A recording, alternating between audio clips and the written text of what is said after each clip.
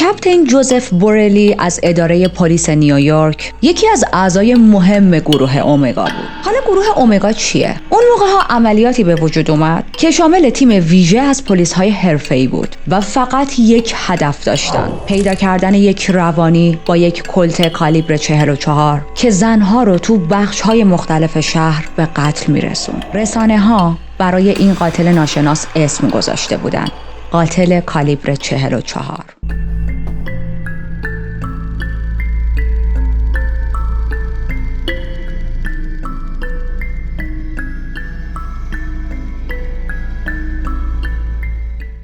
من ریتا هستم و در این چنل وارد دنیای جنایی میشیم، جایی که حقیقت عجیبتر از خیاله و مرز بین خوب و بد محو میشه. اگر به داستانهای هیجان انگیز و ترو کرایم علاقه دارید میتونید همین الان چنل رو از زیر همین ویدیو سابسکرایب کنید و زنگوله کنار رو هم بزنید که وقتی ویدیوی جدید میذارم ازش باخبر شید. در اینترو از یک کاپیتانی صحبت کردیم به اسم کاپیتان جوزف بورلی. اسم جوزف هی توی روزنامه‌ها تکرار میشد و همه از این عملیات ویژه و حرفه‌ای حرف میزدن تا اینکه توی تاریخ 17 اپریل سال 1977 وقتی داشت به یکی دیگه از کرایم سین های قاتل کالیبر 44 نگاه میکرد، چیزی پیدا کرد که هیچ پلیسی دوست نداره همچین چیزی رو پیدا کنه. یه نامه عجیب که خطاب به خودش نوشته شده بود. نامه پر بود از غلط املایی، اما متنش آدمو میخکوب میکرد. بریم تا متن نامه رو براتون بخونم.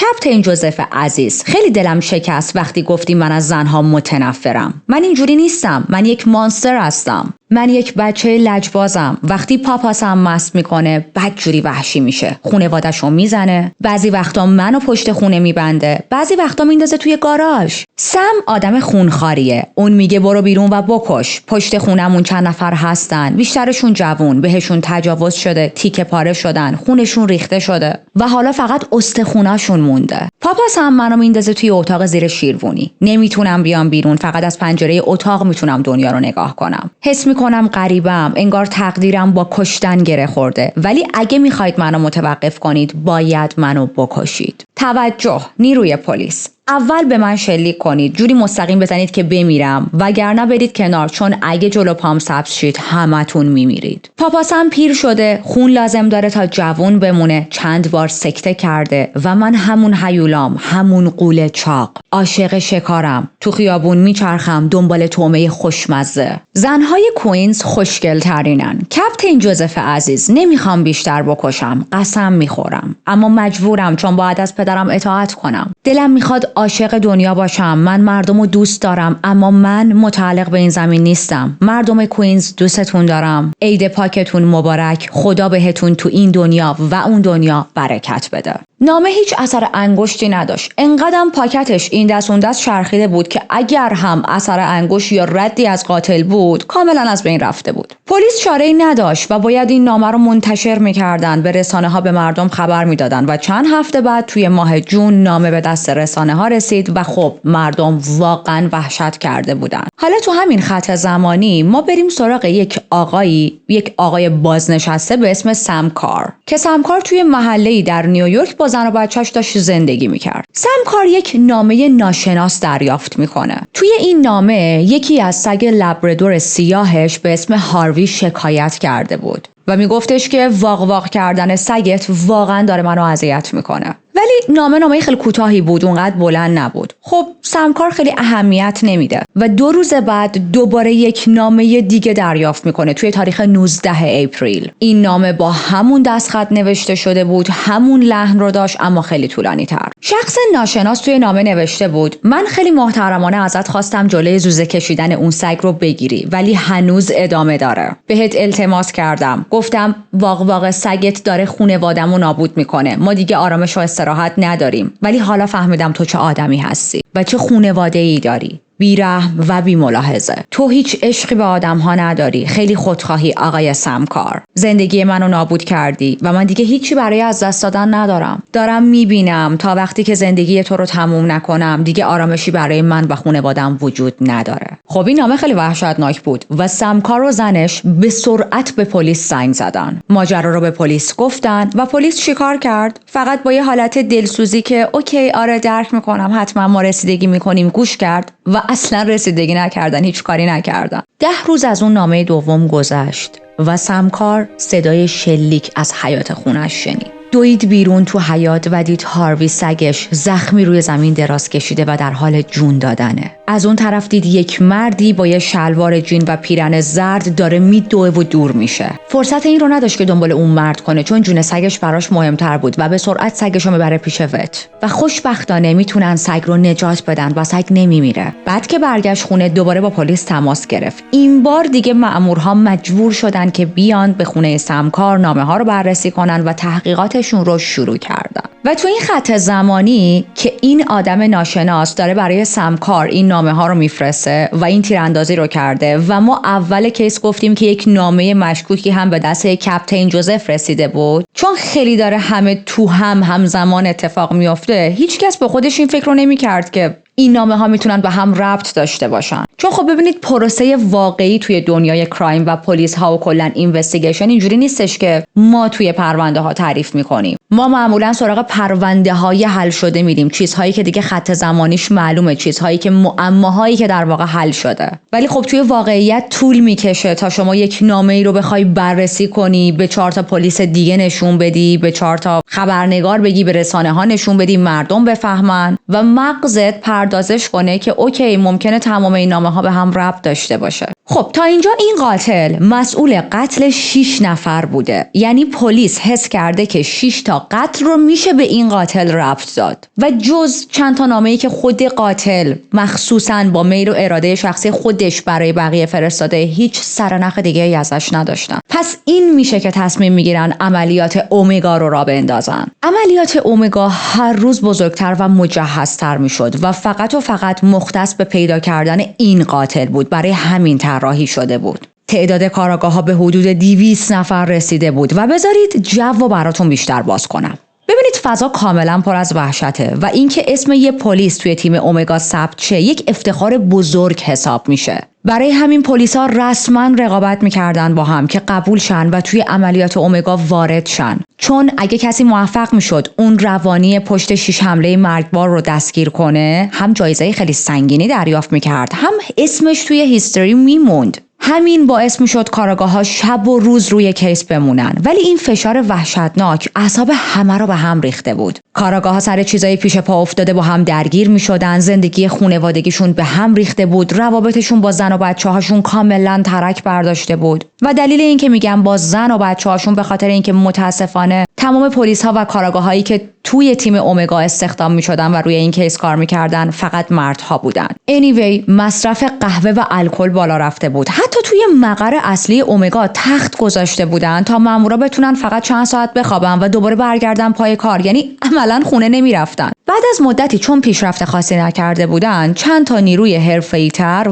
و قوی هم به تیم اضافه شدن به اسم گروهبان جوزف کافی و کاراگاه ردموند کینن. در کل اومگا تبدیل شده بود به گروهی پر از کاراگاه‌های نخبه نیویورک که همشون یک کامن میشن داشتن. اونم این بود که باید به هر قیمتی اون قاتل نامرئی رو گیر بندازیم. حالا تنها دلیل اضافه کردن این دوتا گروهبان این نبود که عملیات اومگا به سرعت نیاز داشت، بلکه حمله‌ای بود که به دختر و دوست پسر دختر دیتکتیو کینن اتفاق افتاده بود. حالا داستان چی بود؟ 23 اکتبر سال 1976 کارل 20 ساله و روزمری 18 ساله که روزمری دختر این کاراگاهه و کارل هم دوست پسرش آخر شب توی یه ماشینی پارک کرده بودن کنار یک پارکی و داشتن با هم گپ می‌زدن. حالا شما این رو هم در نظر داشته باشید که روزمری دانشجوی کالجه و پدرش مأمور NYPDه. همینطوری که تو ماشین داشتن با هم گپ می‌زدن، یهو شیشه‌های ماشین خورد شد و صدای تیراندازی شنیدن. روزمری خوشبختانه زنده موند و فقط بریدگی‌های سطحی از شکسته شدن شیشه‌ها توی حالا سر و صورت و بدنش به وجود اومد. کارل اما از ناحیه سر مورد هدف قرار گرفته بود و وضعیتش انقدر وخیم بود که وقتی بردنش بیمارستان مجبور شدن برای ترمیم جمجمه‌اش از یه سری صفحه‌های فلزی استفاده کنن. بعد از تیراندازی روزمری سری ماشین رو روشن کرد، رفت دنبال کمک، شروع کرد به رانندگی کردن و این در حالی بود که کارل شدیداً داشت خونریزی می‌کرد و حالش خیلی وخیم بود و بالاخره خودشونو میتونن به بیمارستان برسونن. کارل به جز آسیبی که به سرش وارد شده بود، چون خب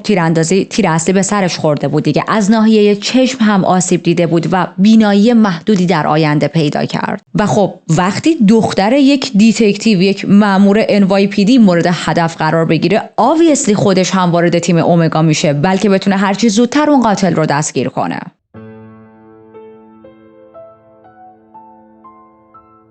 حالا بیاید یک مقدار به عقب برگردیم و از اولین قتل این قاتل شروع کنیم. وقتی قاتل کالیبر 44 برای اولین بار دست به قتل زد، یعنی صبح 29 جولای سال 76، هیچ کس فکرشو نمی کرد که یک قاتل زنجیره‌ای تازه وارد صحنه شده و کارش رو شروع کرده. و بله، تاریخ‌ها رو درست متوجه شدید. فقط یک سال قبل‌تر برگشتیم عقب. یعنی این قاتل در عرض یک سال این همه قتل انجام داده. اون شب دانا لوریا، یک دختر 18 ساله که موهای قهوه‌ای داشت، با دوست 19 سالش جودی توی ماشین جودی جلوی ساختمون خانواده دانا نشسته بودن و داشتن با هم حرف می‌زدن. ساعت دوربر 1 نصف شب بود. و خب همین دیر وقت بودن ساعت باعث شد وقتی پدر و مادر دانا از بیرون داشتن برمیگشتن، جلوی ماشین وایسن و به دانا بگن که بس دیگه، بیا بالا، خیلی دیر وقته، بیا تو خونه، جودی هم بره خونش. دانا قول داد که الان تا چند دقیقه دیگه میام، از جودی خدافظی کنم، سری میام بالا. ولی بعد از این که پدر و مادرش رفتن داخل خونه، نگاهش یهو افتاد به یه مردی که کنار در سمت شاگرد وایساده بود.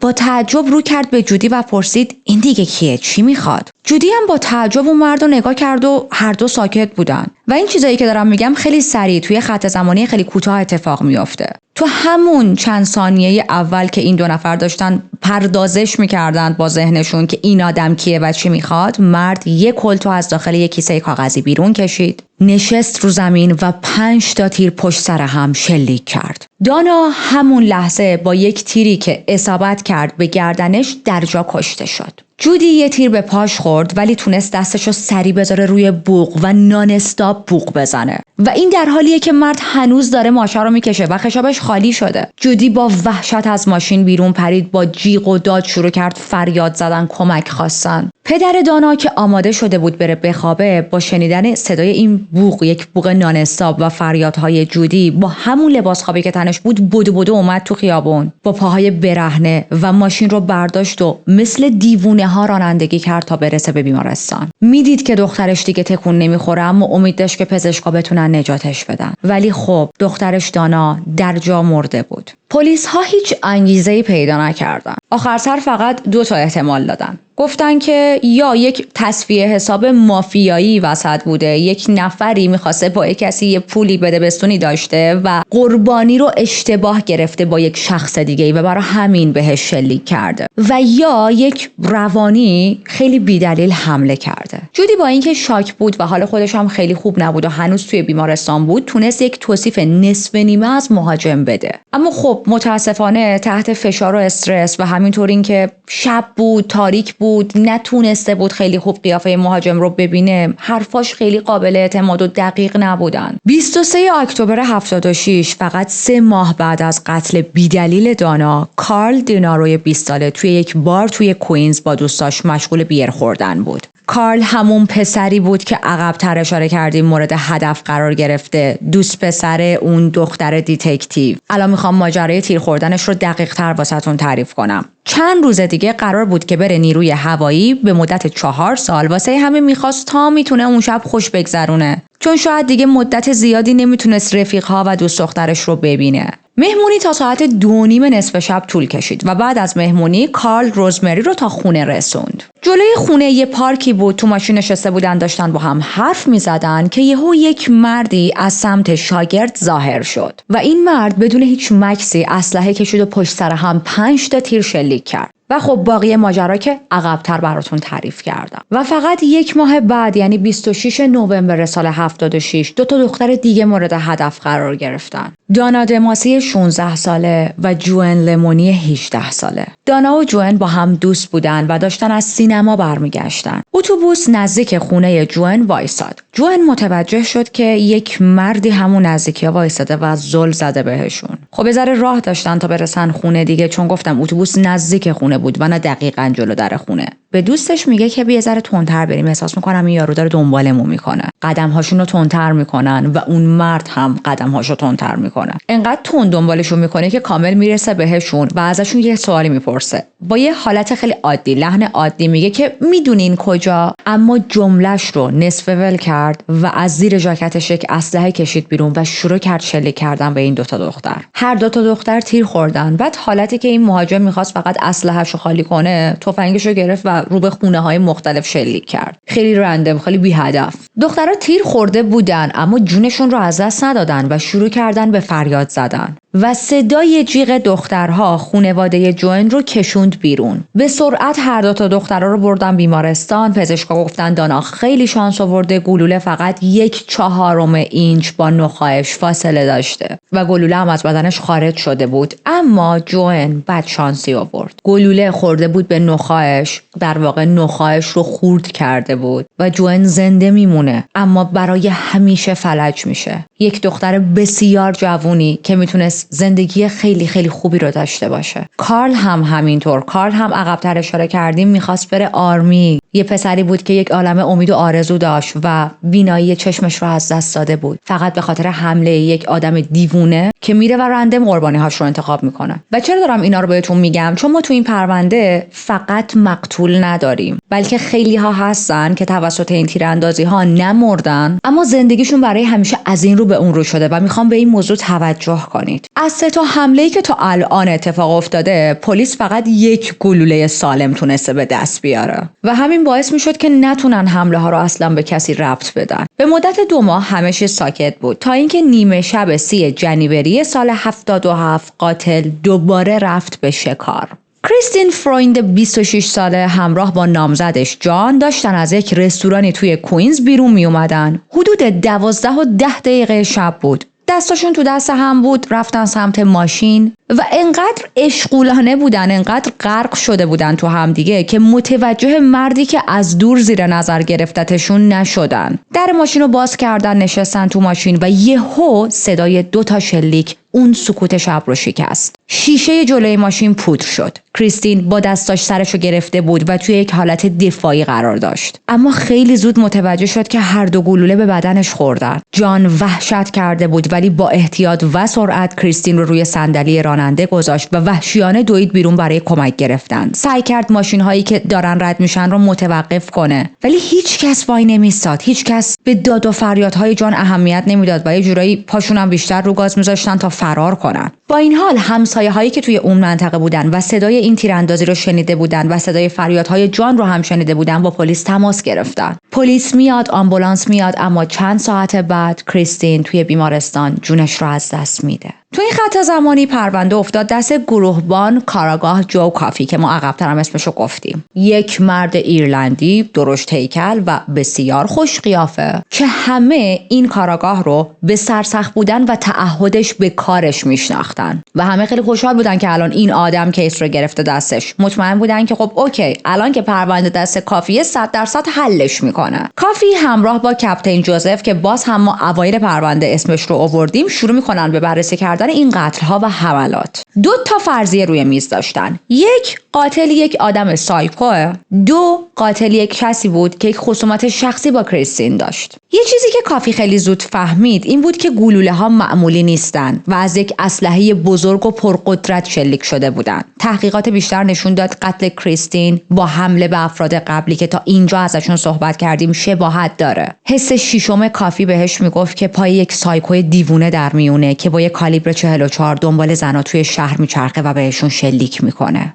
اما خب باید اون فرضیه 2 رو هم بررسی میکردن و وقتی نه تنها زندگی کریستین بلکه زندگی تمام قربانی ها رو زیر و رو کردن، نه مظنونی پیدا کردن، نه کسی که تو زندگی از این آدم ها متنفر باشه و نه حتی یک نقطه مشترکی بین قربانی ها. همه چیز داشت نشون میداد که یک سایکوی ناشناس داره زنهای جوون و جذاب و واقعا الکی، رندم، بی دلیل و تصادفی انتخاب میکنه، بهشون تیراندازی میکنه و خب این خیلی کار پلیس پلیس رو سخت میکنه. وقتی پلیس ندونه که قاتل چه الگویی داره، در واقع قاتل هیچ الگوی خاصی نداره، پلیس هم نمیتونه خیلی درست جلو بره. پلیس نمیدونه هدف بعدی ممکنه کی باشه، کجا، چه جوری. پس پلیس ها شدیداً به بن‌بست خورده بودن.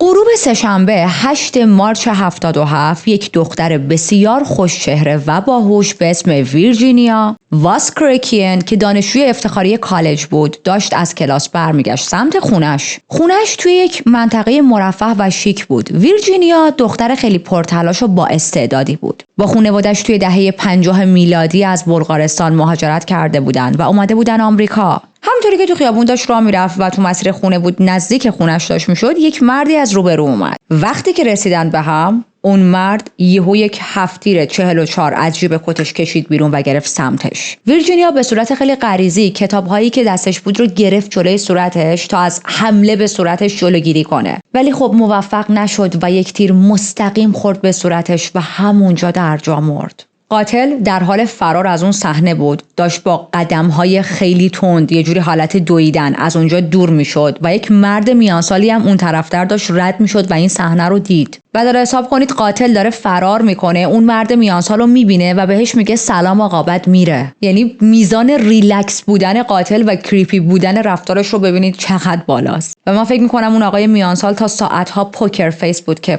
الان چی شد؟ این جلوی من تیر زد به دختری و بعد رد شد به من سلام داد و در رفت. از اون طرف یک ماشین گشت پلیس دقیقاً تو همون منطقه بود و اتفاقاً دید که یک مردی در حال دویدنه، ولی همون موقع توی بیسیم بهش گفتن یک زنی تیر خورده و خب سریع تصمیم گرفت به جای اینکه دنبال اون مظنون بره و بتونه اون زن رو نجات بده، چون مطمئن نبود که این آقایی که داره فرار میکنه 100% تیراندازه. پلیس فقط دیده بود یه نفر داره میدوه.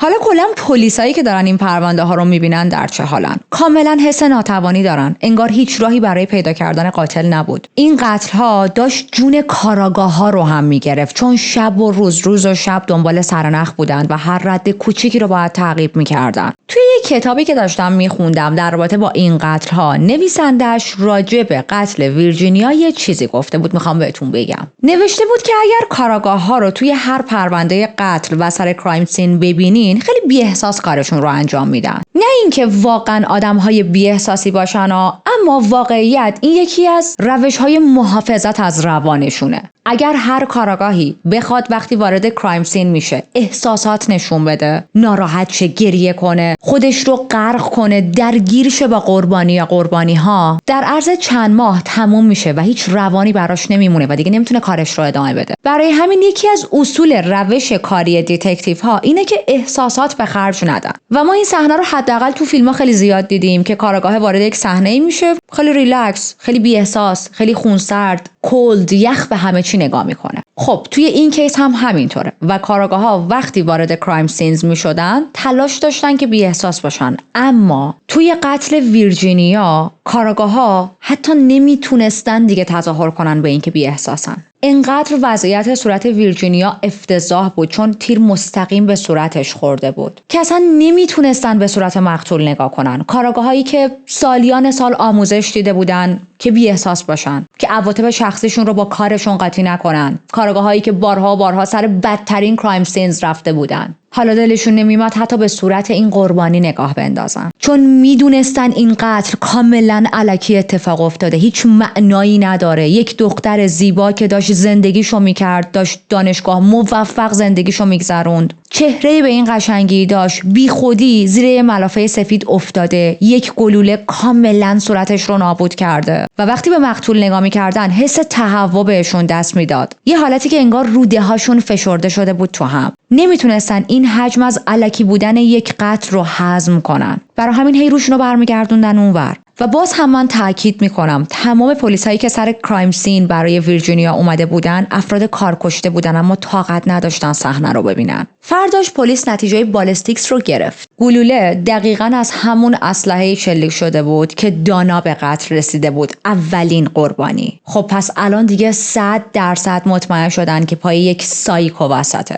یک سایکویی که بی دلیل داره دخترهای جوون و جذاب رو مورد هدف قرار میده و میدونستن که مجدد هم میخواد دست به قتل بزنه. اما سوال این بود که چطوری ما میتونیم جلوی این آدم رو بگیریم؟ یک روز بعد پلیس یک کنفرانس خبری گذاشت و به کل نیویورک اعلام کرد که همه این تیراندازی‌ها به هم ربط دارن. و خب تنها توصیفی که از قاتل داشتن این بود: قاتل یک مرد سفید پوسته، 25 تا 30 ساله است، قدش حدود 180 سانتی متره، هیکلش متوسط، موهاش تیر است. و روی پلیس خیلی فشار بود که قبل از جنایت بعدی بتونن این مظنون رو دستگیر کنن. اما همونطور که همه انتظار داشتن، قاتل دوباره ظاهر شد. 17 اپریل سال 77 بود، یک شنبه دور و بر ساعت 3 نصف شب.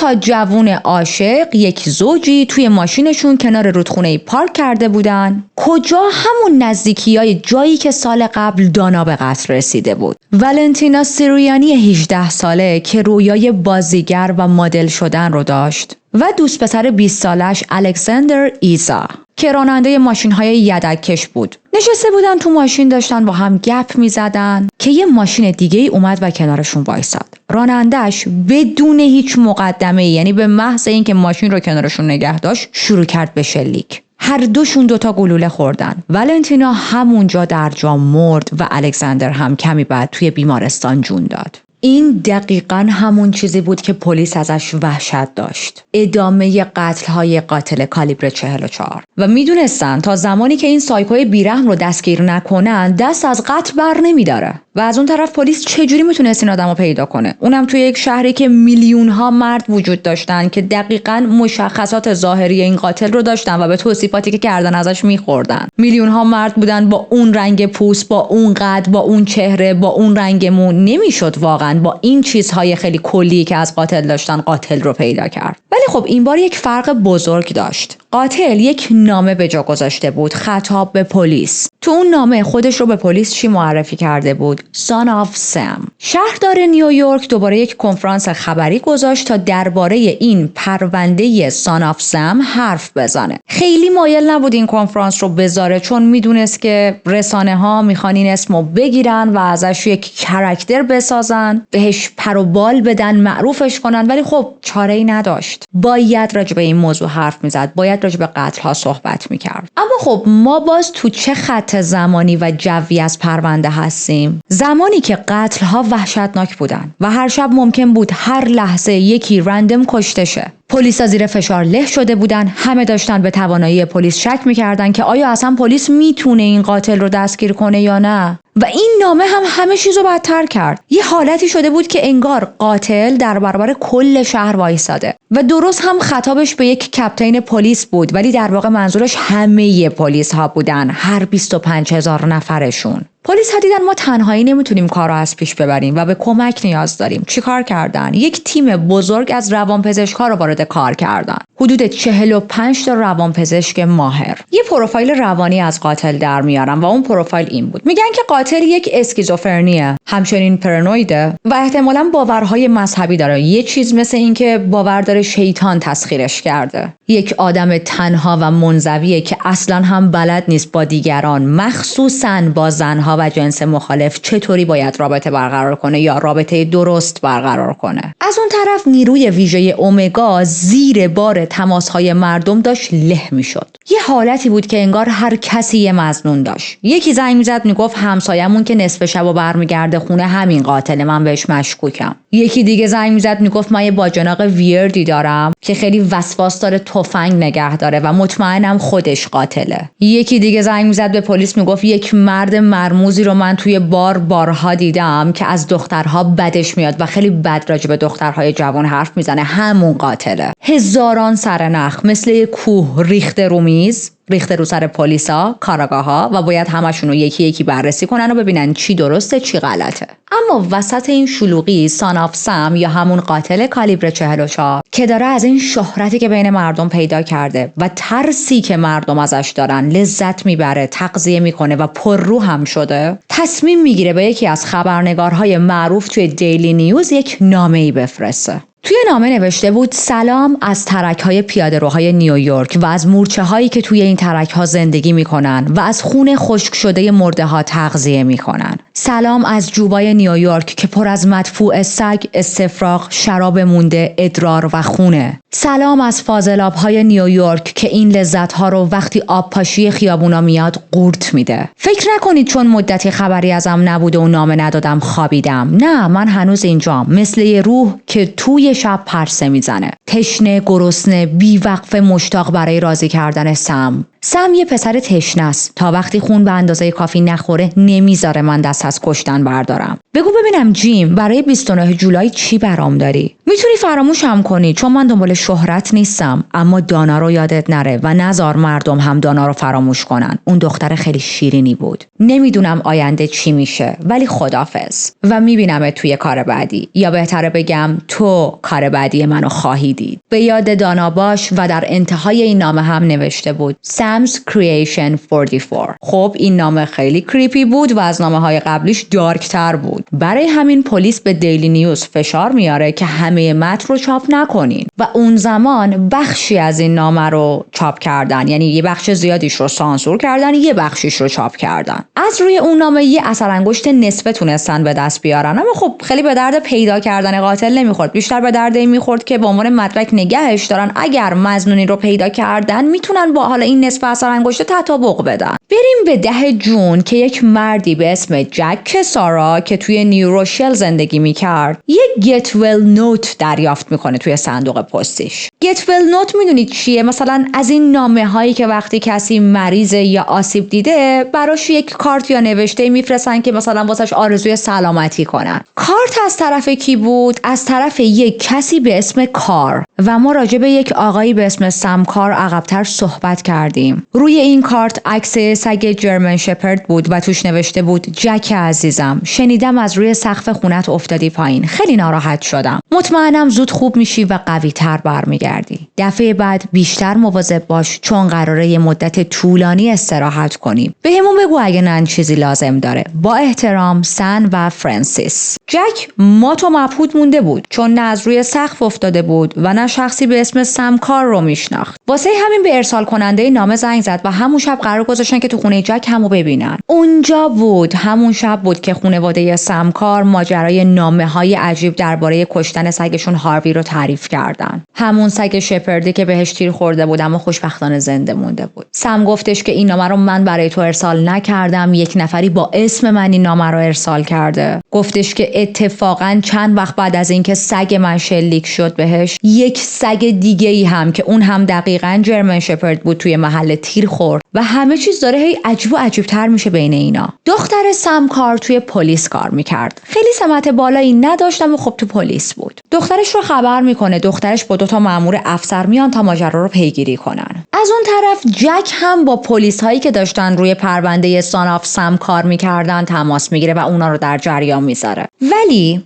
نکته اصلی رو پسر 19 ساله جک استیون گفت. استیون یهو یادش اومد که ما هولوهوش اپریل یک مستاجر عجیبی داشتیم که یه مدت کوتاهی از ما اتاق اجاره کرده بود و تو کل اون زمانی که همون مدت کوتاهی که اجاره کرده بود از ماجرا مدام از دست سگ ما شاکی بود. حتی موقعی هم که رفت نیومد اون $200 که بابت پول پیش خونه به ما داده بود رو بگیره. همین موضوع شک همه رو بیشتر کرد به اون مستاجر ناشناس. از اون طرف تو همین خط زمانی معاون کلانتر یک نامه ناشناس دریافت میکنه که توش حرف از یک گروه شیطانی بود. این نامه هم بسیار متن عجیب و غریبی داشت و قطعاً obviously از سمت قاتل ارسال شده بود. اسم اون مستاجر عجیب دیوید برکوویتز بود، ولی پلیسا خیلی مظنون رو جدی نگرفتن. کلاً چشمشون عادت داشت به خوندن نامه‌های عجیب و غریب از سمت غریبه‌ها و مزاحم‌ها و یا دیدن آدم‌هایی که یه مقدار فریک هستن مثل اون مستاجر اما لزوماً مجرم نیستن. خب پس این مظنون رو هم بذاریم کنار و برسیم به ساعت 3 صبح 26 جون سال 77.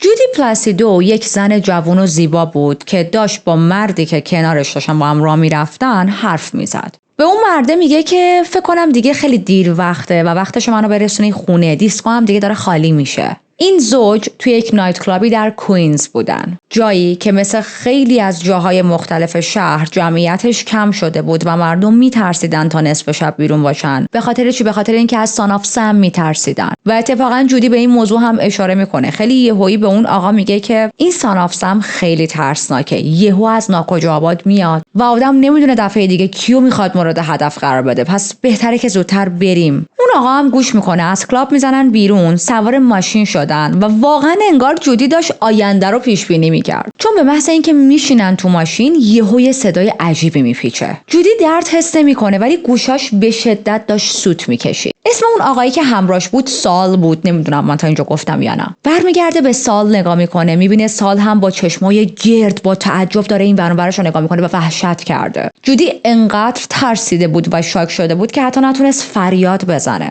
شاها بالا بودن و بعد از اینکه صدای سوتی که تو گوش جودی داشت میپیچید از بین رفت، احساس کرد که یه ذره گیج و منگ شده. سال از ماشین پیاده شد و دوید سمت همون دیسکویی که ازش اومده بودن. میخواست بره کمک بیاره و جودی به خودش نگاه کرد، دید سراسر بدنش پر از خون شده. دست راستش تکون نمیخورد و تازه داشت کم کم یک مقدار درد رو میفهمید. از ماشین پیاده میشه که بره اون هم سمت دیسکو، اما موفق نمیشه و از حال میره. سال هم تیر خورده بود تو ساعدش، اما با وجود شلیکی که به هر دوشون شده بود خیلی دوتاشون خوش شانس بودن. در واقع ببینید جودی 3 بار بهش گلوله خورده بود، سال هم که 1 بار، و به طرز واقعا عجیبی از مرگ و اون جراحت‌های جدی تونستن جون سالم به در ببرن. اتفاقاً کاراگاه کافی فقط 1 ربع قبلش از جلوی همون دیسکو رد شده بوده، یعنی نزدیکی‌ها بوده. وقتی توی بیسیم خبر این تیراندازی رو میگن سری برمیگرده سر صحنه. اما خب با وجود این که کاراگاه خیلی سری میرسه سر صحنه و قربانی ها نمرده بودن، زنده بودن و میتونستن راحت صحبت کنن، اما انقدر همه چیز یهویی و سریع اتفاق افتاده بود که نه جودی نه سال هیچ سرنخی از قیافه یا هویت مهاجم نداشتن.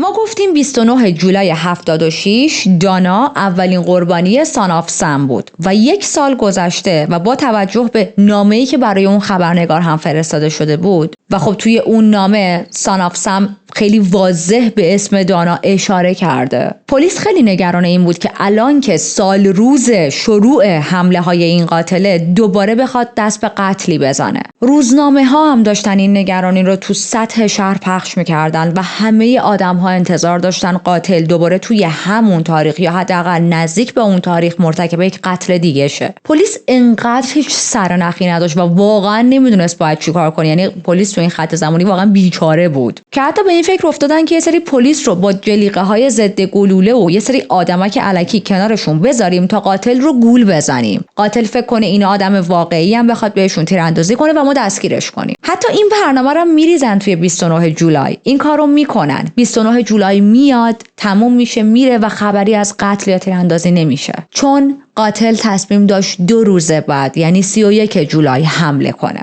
اون شب استیسی ماسکوویتس با دوست پسرش بابی توی ماشین پدر بابی نشسته بودن. فیلم دیده بودن، اومده بودن یه جای خلوت یکم با هم دوتایی وقت بگذرونن. بابی گفت بیا بریم چرخی تو پارک بزنیم. استیسی گفت اگه سان آف سم اونجا باشه چی؟ بابی هم با خنده گفت اینجا بروکلینه نه کوینز، بیا بریم. از ماشین پیاده شدن رفتن سمت یک پارکی. همونجوری که داشتن راه میرفتن بابی خم شد که استیسی رو ببوسه و استیسی یهو گفت یه نفر داره نگامون میکنه. بابی تاروشو برگردون، دید یک مردی پشت ماشین خودشو قایم کرد. استیسی ترسید و گفت بیا بریم. از پارک میان بیرون، دوباره سوار ماشین میشن و استیسی واقعا وحشت کرده بود. هی به بابی تکرار میکرد، اصرار میکرد که بیا برگردیم خونه، ولش کن. ولی از اون ور بابی میگفتش که نه، بیا چند دقیقه بیشتر اینجا بمونیم. و همون موقع که از این اصرار از اون یکی انکار، صدای یک شلیکی شنیدن. بابی اول فکر کرد شیشه ماشین شکسته و بعد هر چه استیسی رو صدا زد، استیسی جوابش رو نداد. بعد از چند ثانیه استیسی به همون حالتی که نشسته بود افتاد. 2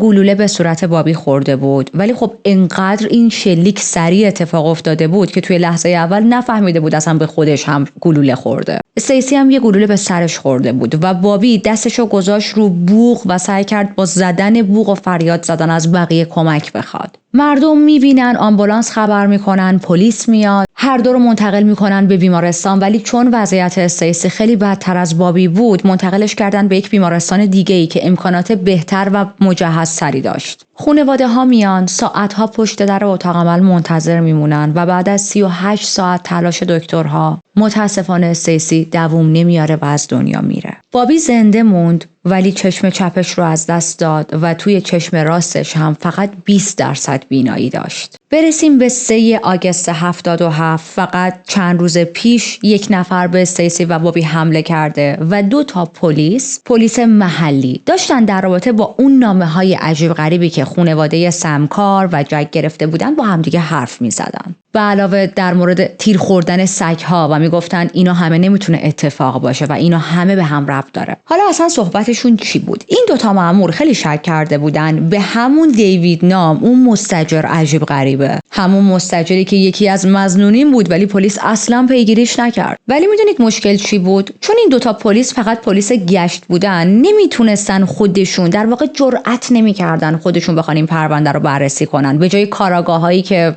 حرفه‌ای ان، این پرونده ها دستشونه و خودشون بی اجازه برن دنبال حل این پرونده. خب همیشه حالتیه که اگر هم شما چیزی متوجه شدید باید به موافقتون اطلاع بدید. وظیفه شما چیز دیگه به عنوان پلیس گشت. برای همین خیلی با احتیاط جلو رفتن. از طرفی هم دلشون نمیخواست دست خالی برن و با دیتکتیو ها صحبت کنن. واسه همین میگم بذار خودمون یواشکی ریسرچی انجام بدیم. اول از همه اسم دیوید رو توی سیستم سرچ میکنن و خب مشخصات درایوینگ لایسنس دیوید اومد بالا. فهمیدن این آدم یه فورد گلکسی داره و از همه مهمتر قد و هیکل و سنش تقریبا همون چیزی بود که شاهدهای سان آف سم توصیف کرده بودن. بعد رفتن سراغ آدرسش، با مدیر ساختمون صحبت کردن و اون خانم گفتش که من چیز بدی از دیوید ندیدم. دیوید همیشه رنت خونه رو به موقع پرداخت میکنه. توی اگریمنت خونه هم نوشته کارمند یک شرکت حفاظتی در کوینز، شرکتی به اسم IBI سکیوریتی. خب کسی که توی یک شرکت سکیوریتی کار میکنه احتمال زیاد از اسلحه هم سر در میاره. زنگ میزنن به اون شرکت IBI سکیوریتی. شرکت بهشون میگه که جولای 76 دیوید از اینجا استعفا داده و گفته که میخواد بره توی یک شرکت تاکسیرانی کار کنه. و جالب اینجاست که اولین قتل سان آف سم هم توی همون ماه اتفاق افتاده، همون ماهی که از اون شرکت استعفا داده. اون 2 مأمور شروع کردن به زنگ زدن به چند صد تا شرکت تاکسیرانی.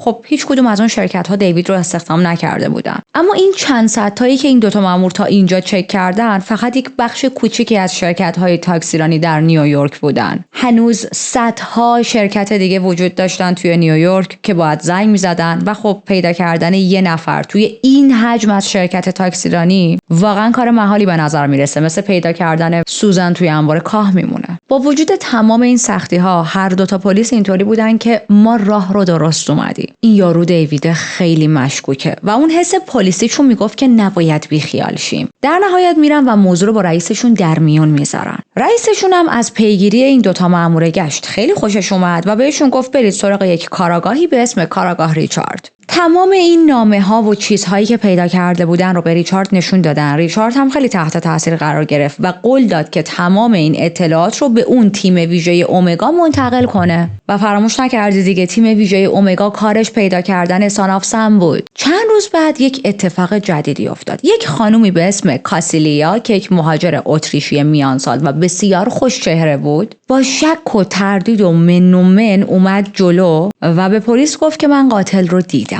کاراگاه رو میفرستن دم خونه این خانم توی همون خیابون نزدیکی همون محلی که آخرین تیراندازی اتفاق افتاده بود. کاسیلیا میگه که من اون شبی که تیراندازی اتفاق افتاد، قبل از اینکه تیراندازی اتفاق بیفته، مثل هر شب دیگه ای که باید سگم اسنوبال رو میبردم و بیرون راه میبردم این کارو کردم. همینطوری که با اسنوبال داشتیم راه میرفتیم احساس کردم یک مردی دنبالمه. وقتی که نگاش کردم تلاش کرد پشت یک درختی قایم شه، ولی خب خیلی حرکتش تابلو بود به خاطر اینکه اون درخت خیلی باریک بود و من کاملا واضح داشتم میدیدمش. من نگاش کردم، اون بهم نگاه کرد. یه حالت خیلی پررویی بود بعد از پشت اون درخت اومد بیرون و شروع کرد به سمت من راه اومدن با یک لبخند عجیبی که روی لبش داشت، از این لبخندایی که حس بد به آدم دست میده و نه حس خوب و دوستانه، از این لبخندهای خبیث. گفت هر چقدر بیشتر نزدیک میشد احساس میکردم که یک اسلحه توی دستش قایم کرده، ولی خب چون هوا تاریک بود نمیتونستم خیلی خوب ببینم. ترسیدم، سریع با اسنوبال دویدم سمت خونه، قلاده اسنوبال رو باز کردم و به محض اینکه رسیدم توی خونه یهو چند تا صدای مهیب شنیدم.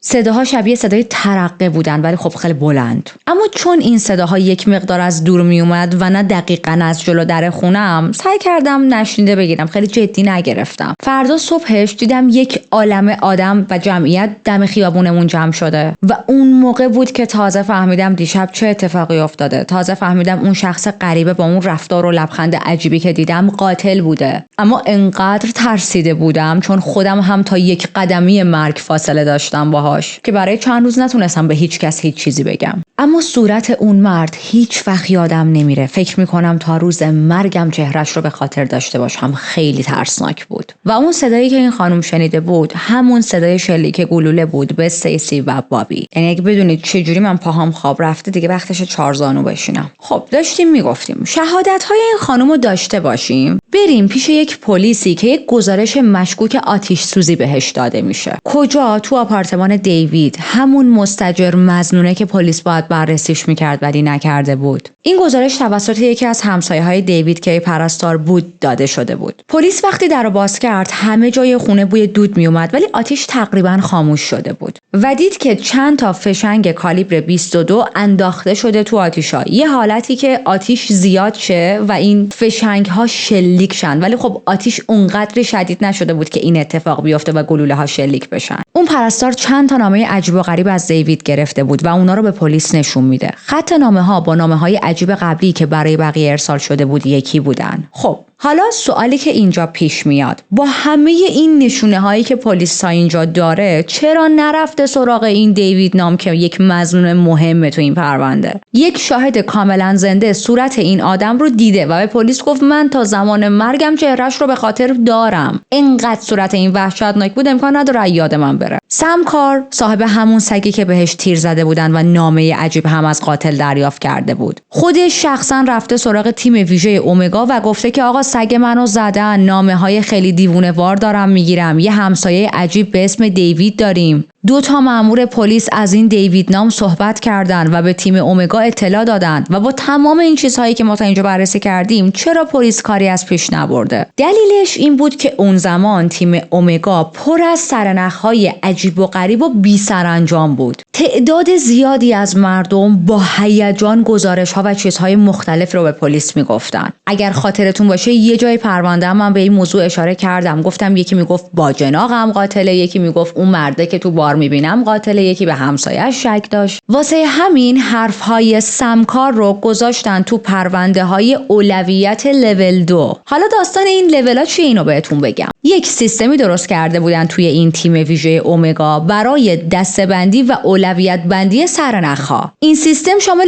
2 تا لول بود. لول 1 سرنخ‌هایی بودن که خیلی جدی و فوری به نظر می اومدن. مثلا اگر کسی مستقیم اسم، آدرس یا مدرک مستقیمی علیه یک مظنون میداد یا سرنخ‌ها با شواهد دیگه گره می‌خوردن به هم، اینا رو سریع پیگیری می‌کردن و توی لول 1 بودن. لول 2 سرنخ‌هایی بودن که به نظر میومد میتونه مهم باشه ولی مستقیم و فوری نیستن، یا خیلی از مردم همینجوری از روی حدس و گمان گزارش داده بودن و خب اینا میرفتن توی صف بررسی و همین لول 2 معمولاً یا عقب میافتادن یا اصلا جدی گرفته نمیشدن و متاسفانه حرفهای مهم سمکار رو گذاشتن توی لول 2 در حالی که صحبت‌های سمکار باید توی لول 1 قرار میگرفت، اونم اون بالای بالا. و خب در عمل بیخیال حرفهای سمکار شده بودن. یعنی در واقع سمکار همون موقع اسم قاتل واقعی رو بهشون داده بود ولی نیروی پلیس و تیم اومگا کاملا نادیده گرفته بودنش. 2 روز بعد از ماجرای آتش سوزی و اون نامه‌های عجیب، چند تا افسر از قاتل که خب حالا ما میدونیم همون دیوید هست نامه دریافت کردن. یکی از نامه‌ها رسما اعتراف بود. نوشته بود که آره من قاتلم، ولی این قتل‌ها به فرمان افسر پلیس انجام میشه. خب این نامه خیلی مهمه، ولی خبر چند روز طول کشید تا برسه دست تیم اومگا. حالا اصلا تیم اومگا داره چی کار میکنه؟ تو همین خط زمانی بالاخره رسیدن به گزارش جریمه‌های رانندگی که توی آخرین شب تیراندازی صادر شده بود. همه رو بررسی کردن و چیز خاصی توشون پیدا نکردن به جز یک جریمه‌ای که به اسم یک آقایی صادر شده بود و اون آقا دیوید برکویتس بود. تازه اون موقع کارآگاه با پلیس محلی تماس گرفت و مجدد راجع به سمکار حرف زدن. باز دوباره دختر سمکار همه چیز رو مستقیم به تیم اومگا توضیح داد، از تیر خوردن سگشون گرفته تا نامه‌های دیوانه‌واری که براشون ارسال میشد و اینکه پدرش بارها و بارها خواسته پلیس رو قانع کنه که بابا این دیویده آدم مشکوکیه. و الان دیگه پازل کامل شده. پلیس نیویورک بالاخره فهمید که اوکی ما باید بریم دنبال دیوید. 10 آگوست بود که پلیس نیویورک چند تا کارگاه حرفه‌ای رو فرستاد دم خونه دیوید تا کمین کنن. هر چی میگذشت پلیسای بیشتری میومدن چون همه میخواستن توی دستگیری حضور داشته باشن. حدود ساعت 7:30 عصر یه مرد سفید پوست درشت اندام از ساختمون زد بیرون و همون موقع پلیسا محاصرش کردن. اسلحه کشیدن روش و داد زدن ایست همونجا وایسا. مرد با تعجب نگاهشون کرد و گفت شما پلیسید؟ مأمور پلیس گفت آره تکون نخور. ولی اون مرد دیوید نبود بلکه همسایه دیوید بود. اوکی. من تلاش میکنم پلیس رو نقد نکنم تا اینجا. تلاش کردم صبر کنم. سکوت کردم. درک به خرج دادم. ولی آخه پتومت بازی هم حدی داره. یعنی شما یه عکس از مظنون نگاه نکردید وقتی رفتید محاصره کنیدش دم خونه؟ بابا طرف قاتل سریالیه. چند ساعت بعد دوباره یه مرد از ساختمون اومد بیرون. این بار درشت اندامتر بود، موهاش تیره بود و یه کیسه کاغذی دستش بود. خیلی آروم و بیخیال رفت سمت فورد گالاکسیش. گذاشتن سوار بشه و اون کیسه‌ای که دستش بود و بذاره روی صندلی کناری و بعد همه مامورا ریختن سمت ماشین. دور تا دور ماشینشو محاصره کردن و داد زدن ایست پلیس. مرد برگشت و با یک لبخند احمقانه‌ای نگاهشون کرد. با دقت بهش دستور دادن آروم پیاده شه و دستاشو بذاره روی سقف ماشین. اونم همین کارو کرد. همچنان اون لبخند مسخره رو روی لب داشت. پلیس بهش میگه که اسم تو بگو. مرد جواب میده خودت میدونی اسمم چیه. مأمور میگه نه نمیدونم اسم تو بگو. مرد با همون لبخند میگه من سان آف سم هستم. دیوید برکویتس. دیوید رو دستگیر کردن، میبرنش برای بازجویی. خیلی خونسرد و رو راست میشینه و یکی یکی همه تیراندازی‌ها رو تعریف میکنه. جزئیاتی به پلیس میگه که فقط قاتل اصلی میتونست اونا رو بدونه. جزئیاتی که پلیس ها به هیچ کس به هیچ رسانه‌ای نگفته بودن و حتی خیلی از پلیس ها در جریان این جزئیات نبودن. وقتی بازجویی تموم شد، دیگه هیچ شکی نموند که خودش همون سان آف سم معروفه. و آخر بازجویی خیلی مؤدبانه به کاراگاه کافی میگه شب بخیر. کافی بعدها میگه وقتی وارد اتاق شدم پر از خشم بودم، ولی بعد از حرف زدن باهاش یه جورایی دلم به حالش سوخت. That man is a fucking vegetable. معادل این اصطلاحی که کافی به کار برد تو فارسی به ذهنم نرسید. یعنی مثلا ما تو فارسی نمیگیم طرف سبزیجاته. آشغال کله البته میگیم. آره دقیقاً یه چیز تو همین مایه ها. منظورش این بود طرف آشغال کله است. کلهش بو عدسی میده یا همچین چیزی. منظورش این بود این آدم خیلی آشغاله، خیلی بی ارزشه، هیچ احساسی، شعور اجتماعی و یا حالت انسانی نداره و من از سر اینکه انقدر این آدم پوچ و بی ارزشه دلم براش سوخت، نه اون دلسوزی که مثلا آخه حق باهاشه. حالا اصلا دیوید کی بود و چطور شد که به سان آف سم تبدیل شد؟ بعد از تولد گذاشتنش برای سرپرستی و یه خانواده طبقه متوسط یهودی که خودشون نمیتونستن بچه دارشن دیوید رو به فرزندی گرفتن و خب براش سنگ تموم گذاشتن. کودکی دیوید پر از توجه و کادو بود. اما اصلا چی میشه که دیوید رو برای سرپرستی میذارن؟ بیایید از مادر اصلی و بایولوژیکالش شروع کنیم. بتی، یک زن یهودی. خانواده بتی خانواده فقیری بودن. بتی میخواست با یک مردی به اسم تونی ازدواج کنه و خانواده‌اش با این ازدواج هم بسیار مخالف بودن. دلیل مخالفتشون هم این بودش که این تونی یک ایتالیایی غیر یهودی بود و میگفتن تو باید با یک یهودی ازدواج کنی. با این حال بتی و تونی با همدیگه دوتایی یک مغازه ماهی زدن توی سال 1939.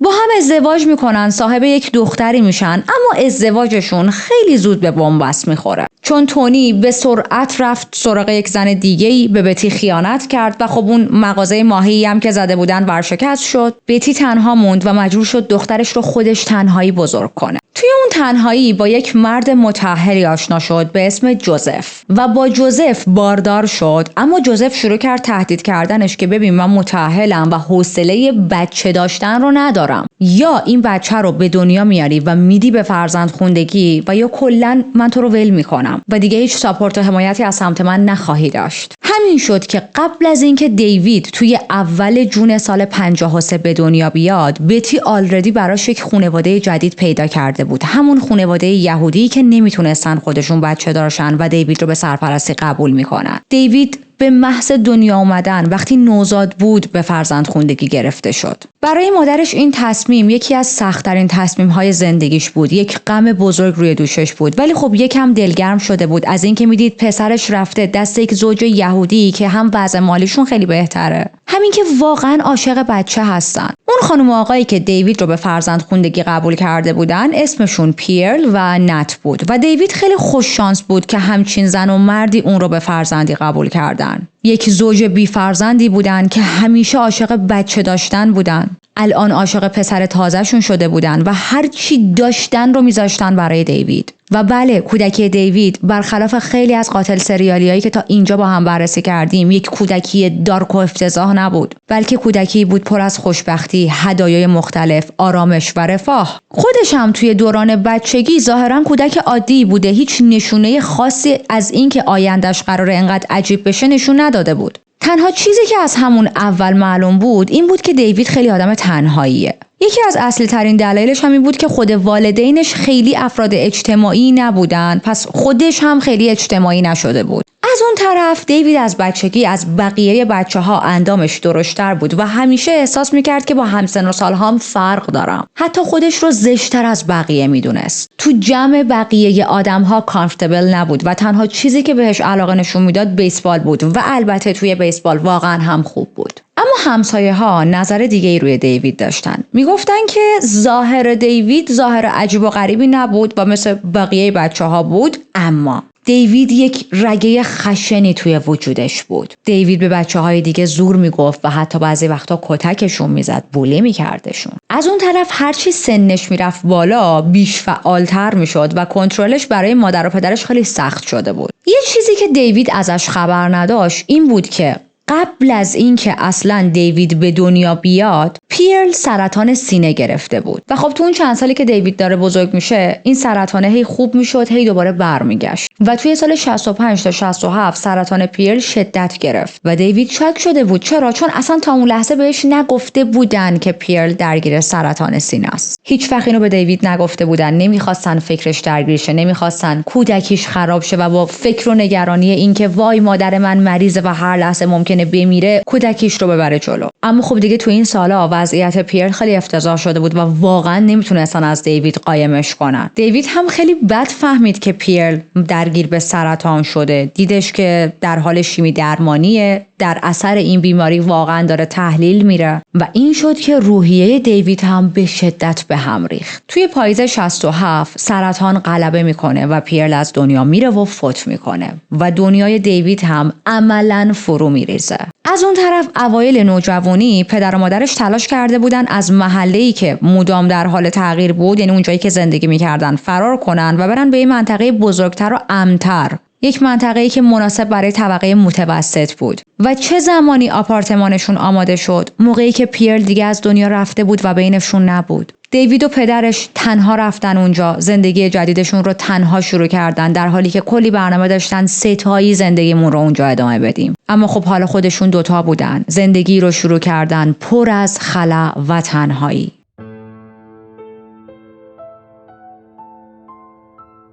بعد از مرگ پیرل، دیوید به یک فروپاشی روانی رسید. نمره‌هاش افتضاح شد، ایمانش رو به موجودی به نام خدا از دست داد و کم کم به این باور رسیده بود که مرگ مادرم یه جور نقشه است که من نابود شم. پس بیشتر و بیشتر تو خودش فرو میرفت. سال 71 نت دوباره ازدواج کرد با یک زنی و یک زنی که اصلا با دیوید کنار نمی اومد و از دیوید خوشش نمی اومد. یعنی برخلاف پیرل که عاشق دیوید بود، این خانوم اصلا دیوید رو دوست نداشت و دیوید رو یک مزاحمی میدونست بین خودش و نت. در نهایت هم پدرش با اون خانومی که جدید باهاش آشنا شده دوتایی میرن فلوریدا، توی یک منطقه‌ای که مخصوص افراد بازنشسته بود زندگی میکنن و دیوید رو تنها میذارن. دیوید بدون هدف بود، بدون هیچ برنامه‌ای و کاملا تنها. و خب این تنها گذاشتن فقط تنهایی فیزیکی نبود دیگه، بلکه تنهایی احساسی و روانی هم بود. تنها دلخوشیش به یک رابطه‌ای بود که با یک دختری داشت به اسم آیرس، که البته این رابطه هم میشه گفت یک رابطه تقریبا خیالی بود. در واقع رابطه‌ای بود که بیشتر تو ذهن خود دیوید نقش بسته بود و شکل گرفته بود. آیرس دیوید رو فقط به چشم دوست میدید، اما دیوید تو خیال خودش یک رابطه دیگه‌ای با این دختر ساخته بود. چند تا کلاس رو توی کالج محلی میگذرونه، بیشتر برای اینکه فقط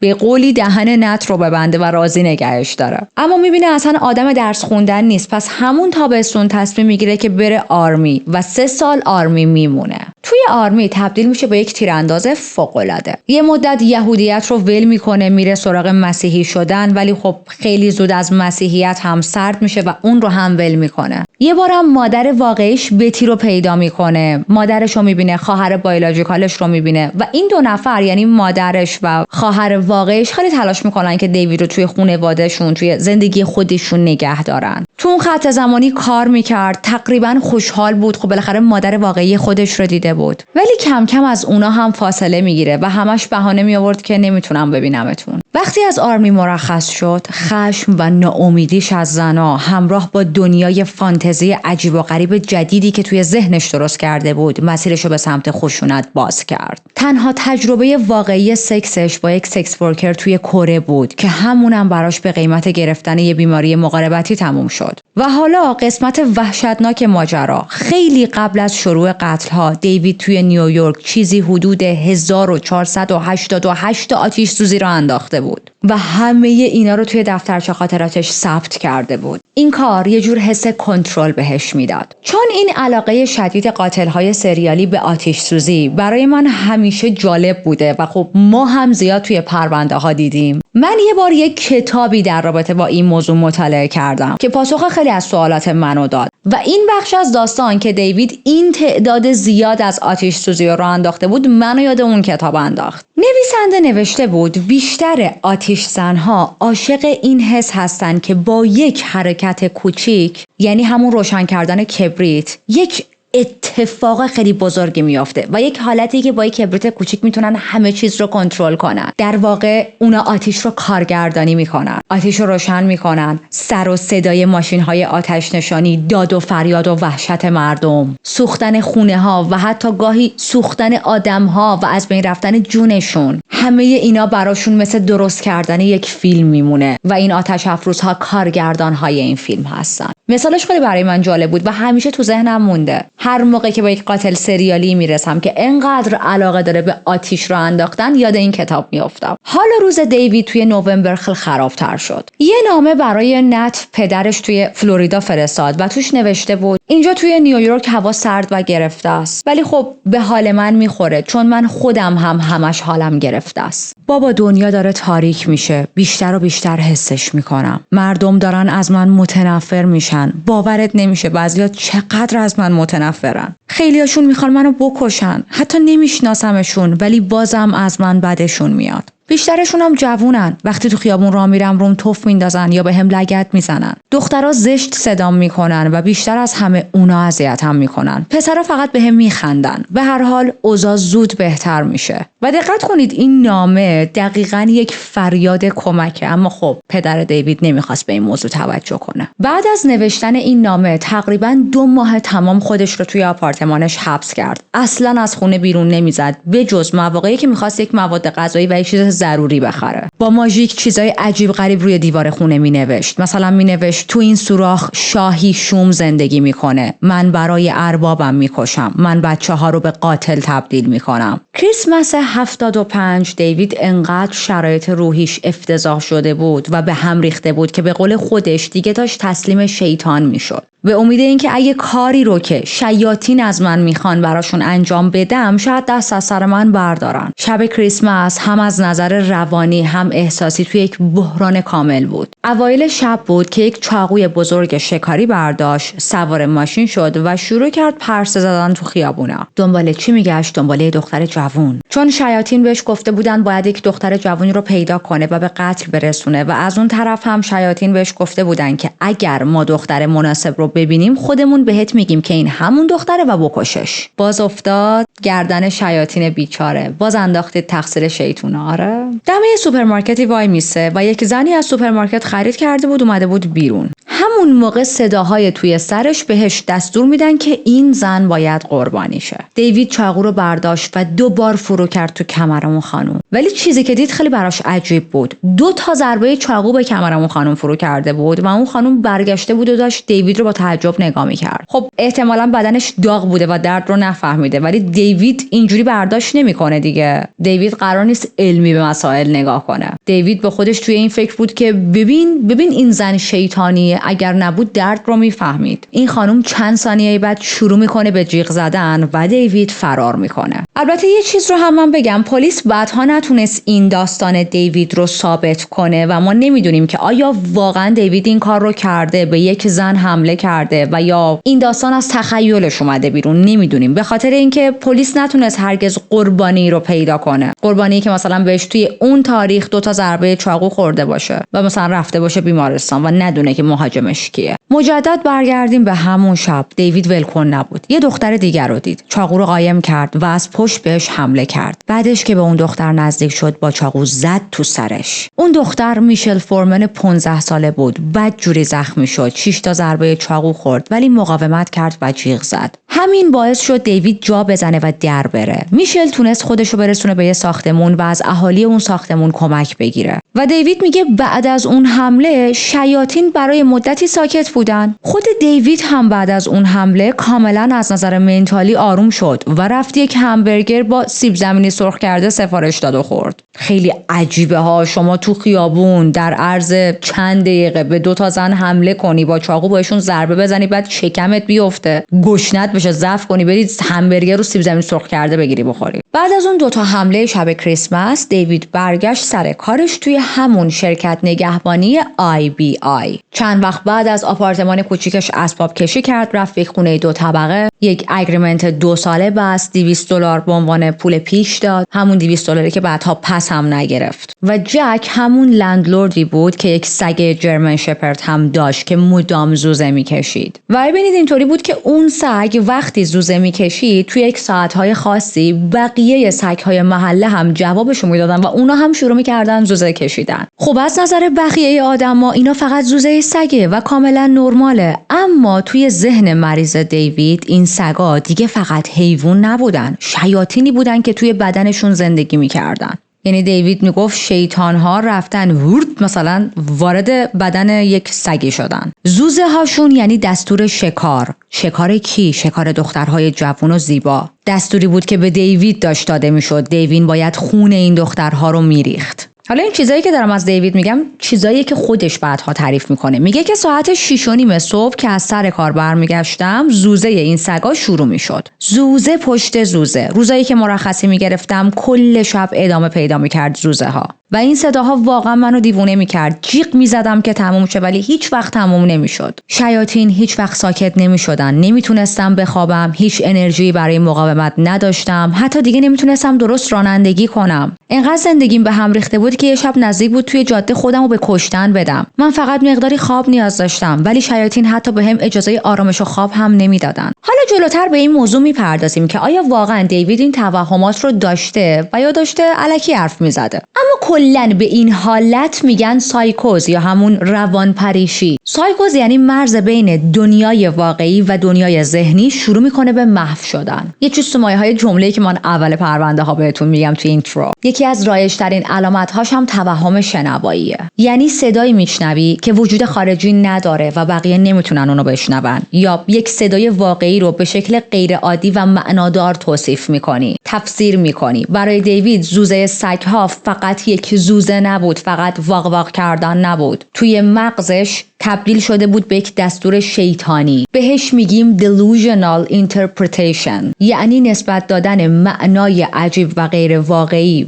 به چیزهای عادی. 3 ماه بعد دیوید که دیگه نمیتونست تحمل کنه از اون خونه زد بیرون و رفت به یک آپارتمان دیگه ای. اولش که رفته بود توی اون آپارتمان فکر میکرد صاحب خونه هاش آدمهای خیلی آروم و خوبی هن. ولی بعد گفت که اونا منو گول میزدن، دروغ میگفتن، من فکر میکردم اونا آدمن ولی آدم نبودن. اونا یهو با شیطان ظاهر میشدن، شروع میکردن به زوزه و فریاد و من میگفتن خون و مرگ. اسم ارباب ها رو میآوردن، اسامی خوناشاما رو میگفتن و فراموش نکنیم که صاحبخونه های دیوید آدمای بسیار معمولی بودن و این دیویده که ذهن خیلی بیماری داره. کم کم توی خیال پردازی های دیوید اون کاپلی که صاحبخونش بودن تبدیل شدن به فرمانده سگ‌های شیطانی که تو خیابونای نیویورک پرسه میزنن و اون شیاطین مدام دنبال خون بودن و دیوید هم با قتل‌هاش خون لازم رو باید براشون فراهم میکرد. ما این مثالی تو فارسی داریم میگیم بونه کون گوزو نون جوه، که من الان نمیدونم این مثال مال کدوم بخش از ایرانه ولی خیلی مثال کیوتیه و بخوام عامیانه بگم مثلا یعنی بونه یعنی بهونه آدم گوزو نون جوه. حالا حکایت دیویده، چرا بهانه میاری؟ تو میخواستی آدم بکشی بکش دیگه، این شیطانی بود و اون به من دستور داد و سگ تو بدنش نمیدونم شیطون وارد شد و دیگه اینا رو داستان نکن. anyway دیوید تمام مدت میگفت که این همسایه های شیطانی داشتن من رو وادار میکردن که خون لازم رو براشون تهیه کنم و ببرم. حالا همسایه هایی که اصلا روحشون هم خبر نداره این آدم قراره قاتل سریالی بشه. از اون طرف دیوید جاشو عوض کرده بود که دیگه زوزه سگ نشنوه، اما تو این آپارتمان جدیدم که اومده بود کم سگ نبود، چندین و چند نفر سگ داشتن. دیوید هم تو این خط زمانی یک وسواسی گرفته بود که بلا استثنا توی بدن هر سگی یک شیطان مخفی شده و این میشه که به چند تا سگ توی اون محل شلیک میکنه، ماجرایی که ما اول پرونده تعریف کردیم. توی ذهن آشفته دیوید سم کار میزبان یه شیطان قدرتمند به اسم سم بود که برای ژنرال جک کار میکرد. شخصیت ها رو دارید دیگه، سم کار رو خب ما ازش عقب‌تر صحبت کردیم، جک رو هم که ما عقب‌تر صحبت کردیم و دیوید همه اینا رو با هم قاطی کرده، قشنگ داره ماستا رو میریزه تو قیمه ها. و وقتی که دیوید خودش رو سان آف سم صدا میزد منظورش همین شیطون داخل سم کار بود. دیوید حتی به بقیه هم هشدار میداد که جدی بگیرین، چون سم و شیاطینش مسئول کلی قتلن. یعنی ببینید قتلای خودش رو داشت مینداخت گردن سمکار. البته یک سناریویی هم برای خودش چیده بود، میگفتش که فقط خدا میتونه سم رو توی چه میدونم آخر زمان و این چیزا مثلا این همچین تایمایی نابود کنه. بعضی وقتا هم تو ذهنش سم رو خود شیطان میدید. و دقیقاً 1 روز قبل از اینکه دانا رو بکشه کارش رو به عنوان نگهبان توی اون شرکت ول کرد و تصمیم گرفت بره به شرکت‌های تاکسی رانی. خودش میگه نمیخواستم دانا و دوستش جودی رو بکشم، اما شیاطین مجبورم کردم. میگه بعد از شلیک یک حس خوبی، یک حس لذتی بهم دست داد، انگار که من اون کار درست رو انجام دادم، این حالتی که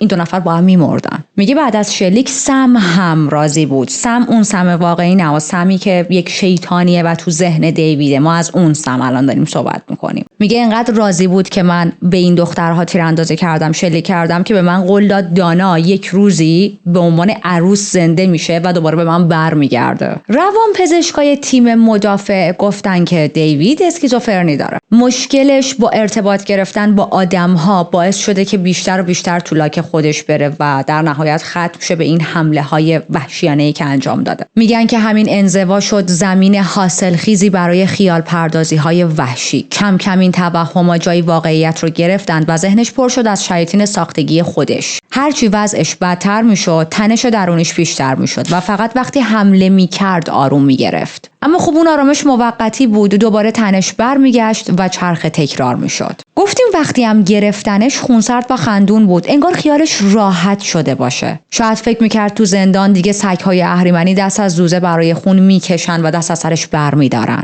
ولی دادستان یک روانپزشکی از سمت خودش آورد تا دیوید رو بررسی کنه. روانپزشک گفتش که دیوید داره یه سری ویژگی‌های پارانوید داره، اما اونقدر نیست که نتونه توی دادگاه حاضر شه. دیوید به اندازه بقیه آدم‌ها نرماله، فقط یکم عصبی‌تر و یک کوچولو روانپریش‌تر. در نهایت هیچ کدوم این حرفا مهم نبود، چون دیوید خودش اعتراف کرده بود. دادگاهاش برگزار میشه و قاضی حکمی که بهش میده 365 سال توی زندان بود. و چقدر این حکم برای من جالب بود، چون دیوید تقریبا به مدت 1 سال این حمله ها رو انجام داد، 365 روز، و قاضی بهش 365 سال زندان داده. یعنی به ازای هر 1 روزی که کسی رو کشته یا نیروی پلیس رو به بازی گرفته یا وحشت و ترس تو مردم به وجود آورده، 1 سال زندان گرفته.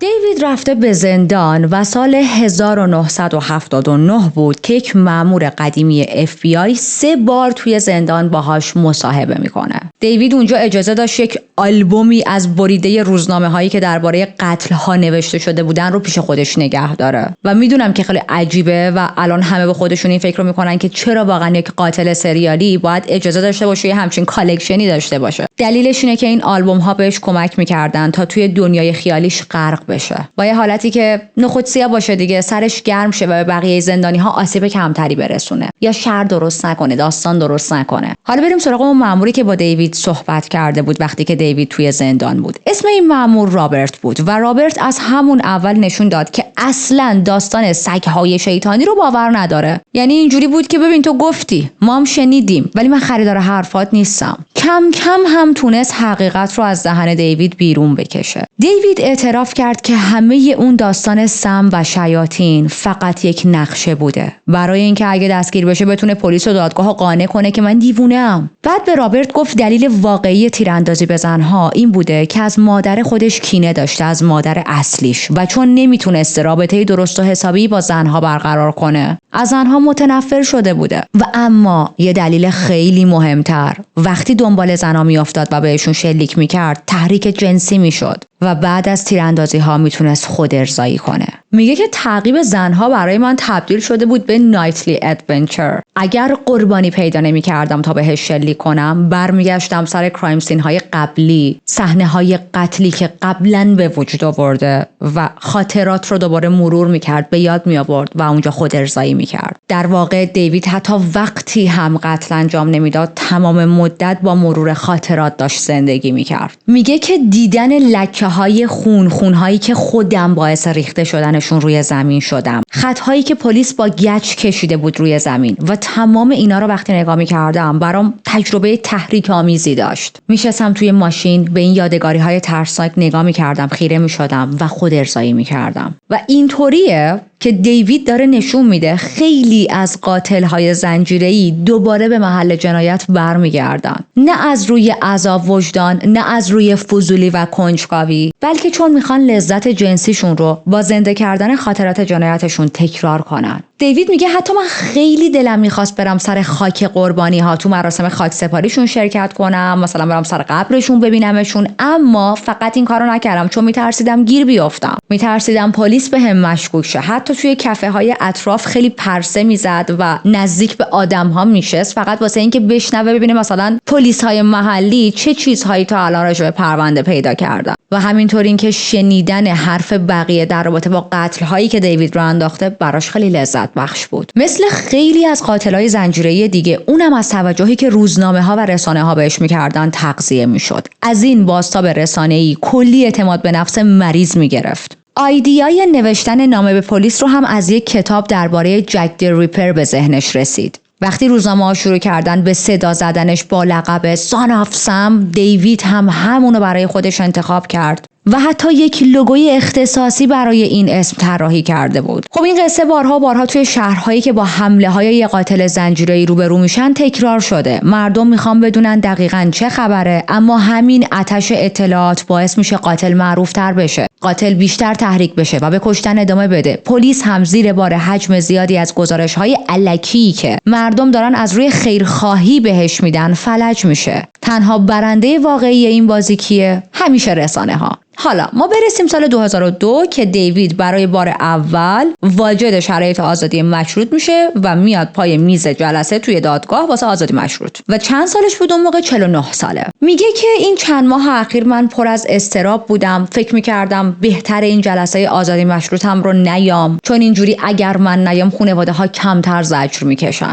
ولی بعد از کلی فکر و دعا گفتم که بیام و روبرو بشم با همه، بیام و عذرخواهی کنم. حتی تو اون جلسه آزادی مشروطش میگه که من دنبال آزادی نیستم، به خاطر اینکه حس میکنم لیاقتشو ندارم. پس چرا درخواست آزادی مشروط زدی؟ کلا ببینید راجع به کیس دیوید ما دوگانگی خیلی میبینیم. آدمی که ادعا میکنه مثلا شیاطین بهش گفتن قتل انجام بده، در صورتی که از انجام این قتل ها لذت جنسی میبرده. آدمی که قتل هاش رو میندازه گردن همسایه و در و تخته و این ور اون ور، در حالی که با آگاهی کامل این شلیک ها رو انجام میداده. آدمی که میگه من آزادی مشروط برام اهمیتی نداره، من لایق آزادی نیستم، ولی واسه آزادی مشروط درخواست کرده. تو اون جلسه ازش میپرسن چرا فکر میکنی لیاقت آزادی رو نداری؟ جواب میده که خب به خاطر تمام قتل هایی که انجام دادم، به خاطر تمام دردها و رنجی که به خانواده قربانی ها دادم و اونا تا امروز با این دردها همراهن. این دردها چیزیه که هیچ وقت از بین نمیره. آرزو میکنم کاش میشد گذشته رو عوض کنم، ولی خب هیچ وقت نمیشه. برای همین پذیرفتم که جای من فقط و فقط زندانه. بعد از اون طرف نگران رسانه ها هم بود. میگفت امیدوارم بعد از این 25 سالی که من توی زندان موندم، حرف و حدیث ها از طریق رسانه ها کمتر شه و به قولی میدونید منظورش چی بود، اون ذهنیت بدی که از من درست شده خوب شه. حالا من نمیدونم ذهنیت خوب از قاتل سریالی چیه، ولی دیوید یه چیزایی تو سرش داشت دیگه حتما. میگه دلم میخواد هم من، هم خانواده‌ام، هم خانواده قربانی ها همه بتونیم از این اتفاقات عبور کنیم و به زندگی نرمالمون برگردیم. وقتی پرسیدن چی باعث میشد دنبال قربانی ها بری و مجبور به کشتن بشی، گفت نمیدونم خانم، واقعا نمیدونم چی شد. یه کابوس بود، ذهنم و روحم شکنجه میشدن. زندگیم از کنترل خارج شده بود و فقط پر از پشیمونیم. ازش پرسیدن این شکنجه‌ای که میشدی چی بود؟ دیوید میگه ذهنم درست کار نمیکرد. فکر میکردم سرباز شیطانم، مزخرفاتی از این دست. مثلا انجیل شیطانی دستم بود و ازش آیدیای چرت میگرفتم. البته همه تقصیر رو گردن اون انجیل نمیندازم، همه مسئولیت گردن خودمه، ولی اون موقع همه چی با هم قاطی شده بود. آخر جلسه هم کمیسر بهش گفت به نظر نمیاد خیلی بفهمی چرا این کارا رو کردی. دیوید گفت راستشو بخواین هنوزم نه، هنوزم با این موضوع درگیرم، هنوز مسائل زیادی دارم که باید حل کنم، من هنوز به اون مرحله نرسیدم. خب طبیعتا آزادی مشروطش رد شد،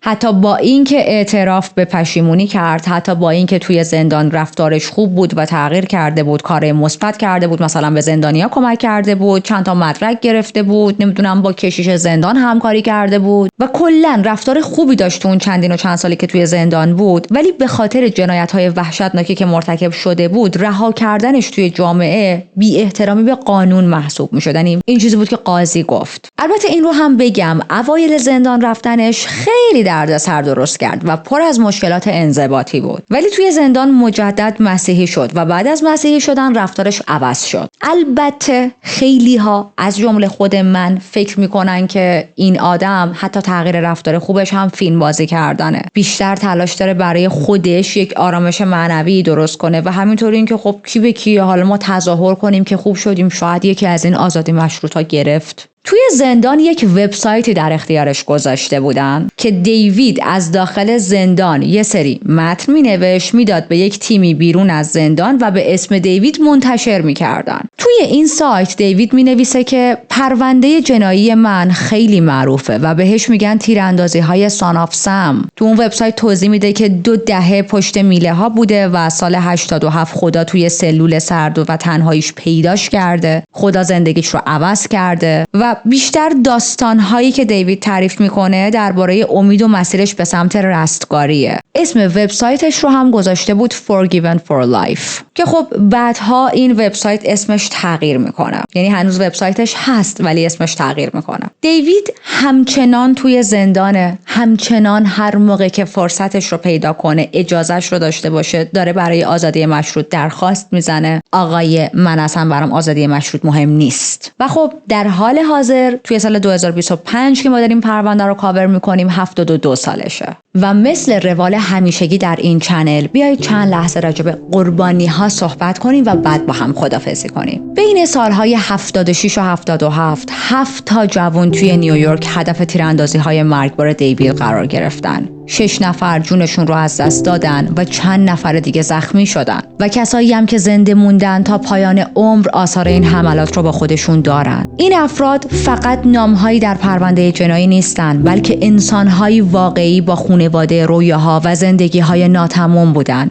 یادشون زنده است و رنج خانواده ها و دوستاشون هیچ وقت نباید فراموش شه. یادتون باشه هر ویدیویی که براتون ساخته میشه کلی زمان و انرژی میبره. پس اگر دوستش داشتید با یک لایک، با سابسکرایب کردن، با شیر کردن ویدیو، کامنت گذاشتن و روشن کردن نوتیفیکیشن ها میتونید به من کمک کنید تا بتونم ویدیوهای بیشتر با کیفیت بالا براتون بسازم. ممنونم ازتون. پرونده سان آف سم جزو یکی از کیس هایی بود که خیلی تحقیقاتش طول کشید برام. بعد ریکورد کردنش هم خیلی طول کشید. یعنی اصلا تو پروندهش من امروز 200 بار بلند شدم از جام، چون هی چیزای مختلف پیش اومد. حالا چرا میگم پرونده تحقیقاتش خیلی برام طول کشید؟ خب منو دیگه شناختید. من یا سراغ یک کیسی نمیرم یا اگر برم باید همه چیز رو راجبش بررسی کنم. واقعیت من پارسال میخواستم پروندهش رو کاور کنم، ولی تمام مدت تصورم از کیسش این بود که خب یه قاتلیه که مثلا با تفنگ راه میفته یا آدم خلوچلی به چند نفر تیراندازی کرده که جذابیت خاصی نداره، چیشو کاور کنم. فکر میکردم پروندهش ممکنه خسته کننده باشه، برای همین هی نرفتم سراغش، هی انداختمش عقب. تو لیست قاتل هایی که میخوام بررسی کنم بودا، ولی هی وقتی بهش میرسیدم میندازمش عقب، مینداختمش عقب دیگه. بعد از چند ساعت ریپورت واقعا ذهنم داره فعل ها رو هم قاطی میکنه. anyway تا اینکه چند نفر تو این چند هفته گذشته هی اسمش رو برای ادمین تلگرام فرستادن و درخواست داده بودنش. خب منم دیدم اینقدر چند نفر دارم میگن، منم که اینو آلردی تو لیست گذاشته بودم، تنبلی رو بذارم کنار و برم سراغش. وقتی که تحقیقات راجبش رو استارت زدم، هرچی بیشتر با کیسش جلو رفتم اینجوری بودم که پروندهش جذابه. برخلاف تصوری که داشتم، تحقیقات پلیس، مدل قتل ها و حتی کاراکتر خود دیوید، همه اینا برام جالب بود. این که مثلا کودکیش واقعا کودکی خیلی خوبی بود، تو پر قو، واقعا در پر قو بزرگ شد این انسان. آبت کم بود، نونت کم بود، چت بود. و خب ناراحتم که چرا زودتر نرفتم سراغش. حالا بیایید از حواشی کیس بیشتر براتون بگم، چون من مثل همیشه چیزای مهم رو میذارم آخر کیس میگم واسه اونایی که تا این لحظه های آخر همراه من هستن، چون یک تفاوتی باید بین افرادی که تا انتها با منن و افرادی که دیگه یاد بود و ما میگیم و پرونده رو میبندن باشه دیگه. قبل اینکه حواشیو بگم یه چیز نشونتون بدم. خب اینجا هوا سرد شده، سیستم گرمایشی خونه عالیه، ولی من کلا این مدلی ام که وقتی هوا یه کوچولو هم رو به سرما میره باید پاهام گرم بمونه. بعد شما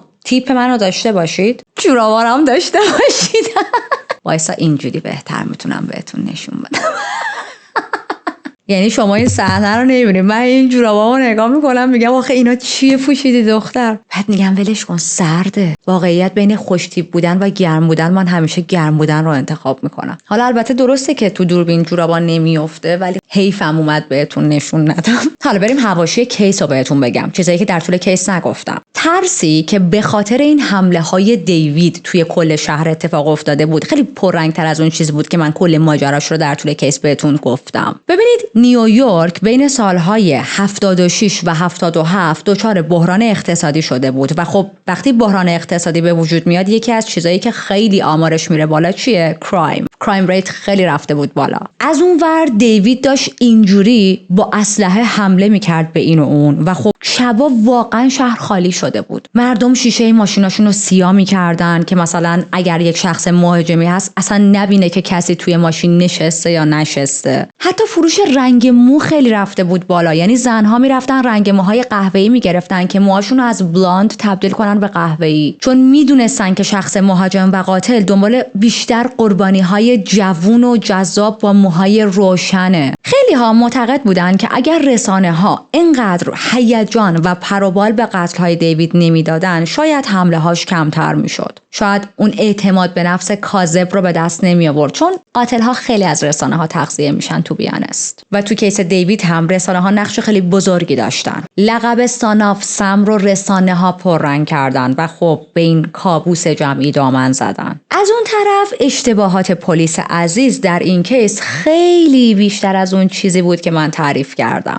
با اینکه رد پای زیادی وجود داشت، مثلا گلوله داشتن، توصیف شاهدها بود، جریمه پارکینگ بود، ولی هماهنگی ضعیف بین حوزه‌های مختلف پلیس و خب خود کارآگاهایی که داشتن روی این کیس کار می‌کردن باعث شد پرونده طولانی شه. از اون طرف خود دیوید اعترافات ضد و نقیض خیلی داشت. دیوید بعد از دستگیری چندین و چند بار روایت‌هاشو عوض کرد. از سگ‌های شیطانی گرفته تا فرقه‌های شیطان پرستی و بعد رسید به مشکلات شخصی خودش و من یک چکیده‌ای از کلیت حرفاش رو به شما گفتم، وگرنه واقعا حوصله‌تون فکر کنم سر میرفت، چون خیلی خزعبلات میگفت. برای همین عوض کردن مداوم روایتش باعث شد که خیلی ها بگن این ماجرا، یعنی حمله های دیوید، یک بخش زیادش هنوز مبهمه. بعد از قتل های دیوید یک قانون جدیدی اومد که خیلی برای من جالب بود. Son of Sam Law، یعنی قانون سان آف سم. حالا اصلا داستان چیه؟ بعد از دستگیری دیوید خیلی از ناشرها و فیلمسازها دنبال خریدن داستان زندگی دیوید بودن. یعنی اینجوری بودن که هی میرفتن باهاش صحبت میکردن و میخواستن بهش یک پولی بدن تا داستان زندگیش رو بخرن و ازش فیلم بسازن، کتاب بنویسن، بلا بلا بلا. و پلیس ها و مردم داشتن میدیدن دیوید داره یک سلبریتی میشه، داره معروف میشه و میدونی تو افتادی زندان که ادب بشی، نه اینکه بیفتی زندان تا تبدیل به یک سلبریتی بشی. برای همین ایالت نیویورک یک قانونی تصویب کرد که مجرما حق ندارن از شهرت جناییشون پول در بیارن. اگر هم میخوان یک درآمد احتمالی داشته باشن باید برسه به خانواده قربانی ها. این قانون بعدها توی چند تا ایالت دیگه هم اجرا شد و قانون دوست داشتنیه.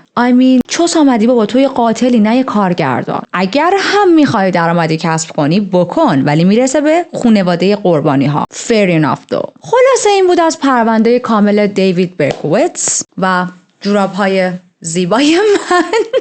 اینا رو من نمیذارم یادتون بره، باید یادتون باشه. ولی ببینید مادر و پسر با هم ست کردیم. من جورابمو با بلنکت بچه ست کردم. اینجوری ما ستیم، اینطوری ما ست میکنیم دیگه. اینا رو دیدیم. میخوام مثلا تو هر چیزی چوسی ناشتا بیان بگن ما خیلی خفنیم. مرسی از اینکه تا اینجا من همراه بودید. مرسی از آقای چالی که ما رو همراهی کرد. پدر منو در آورد، اینقدر رفت اومد هی تیرید بده و امروز خیلی شیطون شده به خاطر اینکه من قبل از پرونده نتونستم ببرمش بیرون و انرژیاش توش فوران کرده و من obviously باید الان بعد از اینکه پرونده رو تموم میکنم ببرم آقا رو بیرون تا من باشم همیشه 100% قبل از ریکورد ببرمش بیرون. آره دمتون گرم با من تا اینجا همراه بودید. دیگه حرفی ندارم. از خودتون مراقبت کنین. برام کامنت های خوشگل بذارید. از این کامنت ها بذارید که چشام قلبی میشه وقتی میخونم، چون چرا که نه، آدم ها دوست دارن عشق دریافت کنن و من هم لذت میبرم وقتی از سمت شما عشق دریافت میکنم. من برم سعی میکنم به زودی سر وقت خوشقول با یک پرونده جنایی دیگه بیام سراغتون. فعلا